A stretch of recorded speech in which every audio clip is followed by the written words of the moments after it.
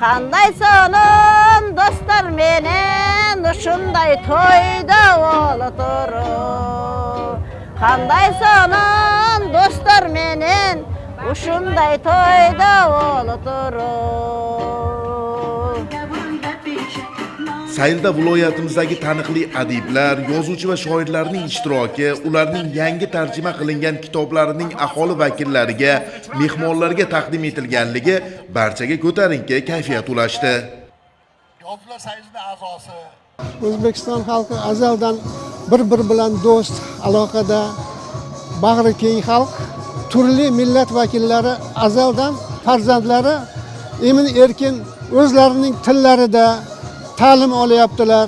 Mamlakatimizni jahon miqyosida tarannum etayotgan san'at sohasidagi yoki sport sohasidagi yoshlarimizning ham turli millat vakillari bor. Bularning hammasining asosida davlatimiz rahbari rahnamoligida olib borilayotgan hamjihatlik, hamdo'stlik, bag'rikenglik siyosatining natijasi deb o'ylayman. Yana bir jihat adabiy do'stlik, abadiy do'stlik degan ibora bor. Millatlarning o'zaro hamjihat va do'stona hayot kechirishida ijodkorlarning ham o'ziga xos o'rni bor. Biz mana 2 yil ilgari Qirg'izistonda safarda bo'lganimizda qirg'iz millati vakillari bizni Andijondan, O'zbekistondan borgan ijodkorlarga e'tibor bilan kutib olishib, bu liboslarni sovg'a qilgan edi. Bugun do'stlik tadbirida shu liboslarni kiyib chiqib turibmiz. Shunda qirg'iz ijodkor do'stlarimizga turli kitoblarimizni dastxatlar bilan sovg'a qilgan edik va shular orasida bor bo'lgan mening Nimkosa kitobimni ko'p o'tmasdan qirg'izistonlik shoirlar, tarjimonlar qirg'iz tilida chop ettirishdi. O'sh davlat universitetida bu kitobning taqdimoti bo'lib o'tdi.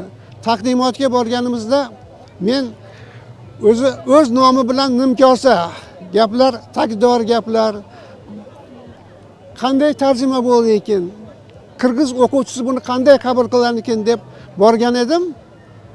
Taqdimot jarayonida bu qirg'iz o'quvchilari ham yaxshi qabul qilganligining guvohi bo'ldim va tarjimonga bu fikrimni aytganimda men biroz o'ylanib, xavotirlanib kelgan edim.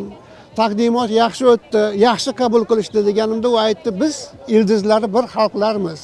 Chindan ham qirg'iz va o'zbek xalqlari ildizlari bir xalqlar, dini bir-biri bilan quda anda bo'lib, hamjihat bo'lib yashab kelayotganligini ta'kidladik. Juda ham to'g'ri deb ta'kidlandi. Mana viloyatimizda qirg'iz maktablarida qirg'iz bolalari o'z ona tillarida ta'lim olyapti. Andijon davlat universitetida qirg'iz filologiyasi fakulteti ishlab turibdi. Qirg'iz millatiga mansub fuqarolar ko'proq yashaydigan Jalaquduq tumanida tuman gazetasi ham maxsus sonlari, maxsus sahifalari qirg'iz tilida chop etilyapti.